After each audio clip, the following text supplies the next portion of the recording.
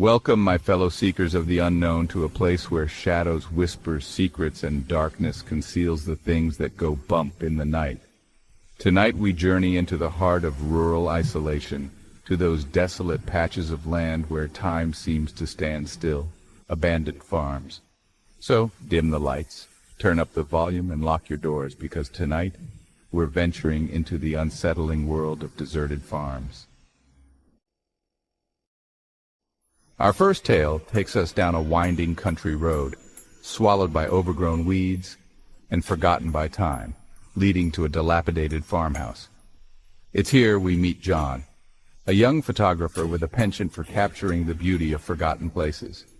Drawn by the eerie allure of the abandoned farm, John sets out to document its decay, unaware of the spectral resident he's about to encounter. The air hung heavy with the smell of damp earth and decay as John stepped onto the cracked concrete porch.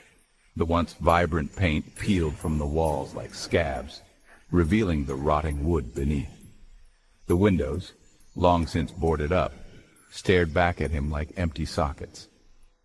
John began to photograph the exterior, capturing the haunting beauty of the decaying structure.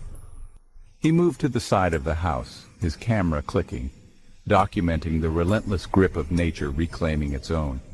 It was then that he saw him, a figure standing in the overgrown field beyond the rusted farm equipment. A man, tall and gaunt, dressed in overalls and a wide-brimmed hat, his back to John. He seemed to be tending to something on the ground, his movement slow and deliberate. There was an eerie stillness about him, a stillness that sent shivers down John's spine. John called out, his voice echoing through the silence. The figure didn't respond. He called out again, louder this time, but the figure remained still. Curiosity piqued. John cautiously approached, his camera still clutched in his hand. As he got closer, the figure straightened up, turning slowly to face John. John froze, his blood turning to ice. The figure's face was ashen, his eyes hollow, like two black pits staring straight through him. John stumbled backward, dropping his camera in his haste to escape. He turned and ran, his heart pounding in his chest. Our next story takes us to the outskirts of a small rural town, where a group of friends, eager for a night of adventure, decide to explore an abandoned farm they'd heard whispered about in hushed tones. The property was infamous among locals, rumored to be haunted by spirits restless and tethered to the earthly realm. There was Emily, the skeptic, her disbelief a shield against the unknown. Jake, the thrill-seeker, fueled by adrenaline and the desire to tempt fate. And then there was Sarah, the sensitive one, attuned to the subtle shifts in energy that hinted at a hidden world beyond our own. The old barn loomed before them, silhouetted against the rising moon. Its wooden frame, warped and weathered by years of neglect, creaked ominously in the night breeze. The rusted tin roof, punctuated by gaping holes, allowed slivers of moonlight to pierce the darkness within. As they stepped inside, the air grew heavy, thick with the smell of decay and the weight of unseen eyes. Dust motes danced in the pale moonlight, disturbed by their intrusion. The only sounds were the creaking of the old barn and the frantic beating of their hearts. Emily, ever the pragmatist, dismissed the eerie atmosphere as a trick of the mind. Jake, however, was buzzing with excitement, his eyes scanning the shadows for any sign of movement. Sarah, on the other hand, felt a growing sense of unease, her intuition screaming at her to turn back. They decided to explore, their footsteps echoing on the dusty floorboards. As they ventured deeper into the barn, they stumbled upon a dusty old chest, its wooden surface scratched and worn. Curiosity piqued.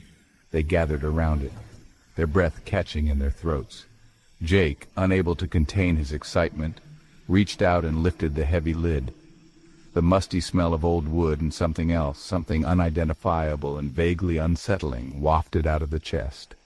Inside, nestled amongst yellowed parchment and tarnished silver, lay a small, leather-bound diary. Emily, her skepticism momentarily forgotten, carefully lifted the diary from its resting place. As she blew off the dust, a name scrawled across the cover in faded ink came into view. Abigail. The name seemed to hang in the air, a whisper from the past. As Emily began to read aloud from the diary, the barn seemed to grow colder, the air thickening with a palpable sense of dread. The diary spoke of Abigail, a young woman who had lived on the farm with her family, and of a love forbidden, a love that had met a tragic end within the very walls that now imprisoned them. Suddenly, a cold wind whipped through the barn, extinguishing their lantern and plunging them into darkness. The diary flew from Emily's grasp, its pages fluttering wildly in the sudden gust. Chapter 3. The Wailing Woman. Our final tale is perhaps the most unsettling, for it tells of a family seeking a fresh start, only to find themselves besieged by the mournful cries of a spirit unable to find peace. The Carter family, drawn by the promise of a peaceful life, moved into the old farmhouse, unaware of the tragic history etched into its very foundation. There was David, the father, hoping to rebuild his family's fractured foundation. Sarah, the mother, seeking solace and tranquility in the quiet countryside. And then there was little Emily, their daughter, her innocence a beacon of light against the encroaching darkness. The farmhouse, though dilapidated, held a certain charm. The sprawling porch, perfect for lazy afternoons, overlooked fields that whispered secrets on the wind. The interior, though in need of renovation, had good bones, and Sarah could already envision the laughter and warmth that would soon fill its empty spaces. The first few days were idyllic.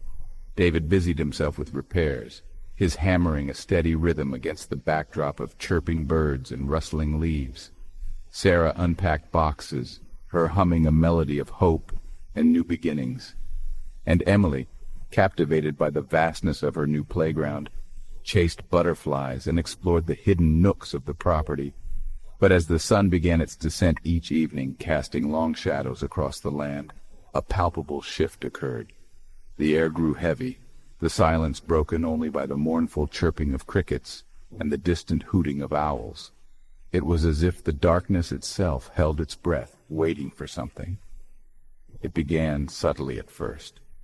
A floorboard creaking when it shouldn't, a door slowly swinging open despite being closed, the distant sound of whispering, too faint to decipher, yet too distinct to ignore. Sarah dismissed it as the house settling, the sounds of an old structure adjusting to new occupants. Then came the crying. It started at night, a low, mournful wail that seemed to seep from the very walls themselves. It was the sound of a woman's voice, filled with an immeasurable sadness, a grief so profound it chilled the very marrow. David, ever the pragmatist, attributed the sound to the wind whistling through the old house. Sarah, however, couldn't shake the feeling that something wasn't right. The crying was too human, too filled with raw emotion to be dismissed as merely the sounds of nature. As the days turned into nights, the crying grew more frequent, more insistent. It seemed to emanate from the old well at the back of the property, its stone walls whispering tales of a tragedy long past. Driven by a mother's intuition, Sarah sought answers. She delved into the history of the farmhouse, uncovering a tale of heartbreak and despair. She learned of a young woman named Eliza, who had lived in the farmhouse with her husband and child. Eliza, it was said, had been a beautiful woman, her laughter as bright as the sunflowers that once graced the fields. But tragedy had struck, claiming the lives of both her husband and child in a tragic accident. Thank you for joining us tonight, brave viewers, as we explored the unsettling world of deserted farms and the ghostly apparitions that linger within their decaying walls. Remember, sometimes the most terrifying tales are those rooted in the whispers of truth, the echoes of lives lived and lost, and the spirits that refuse to let go. If you enjoyed these stories, don't forget to like, subscribe, and hit the bell icon for more spine-chilling tales.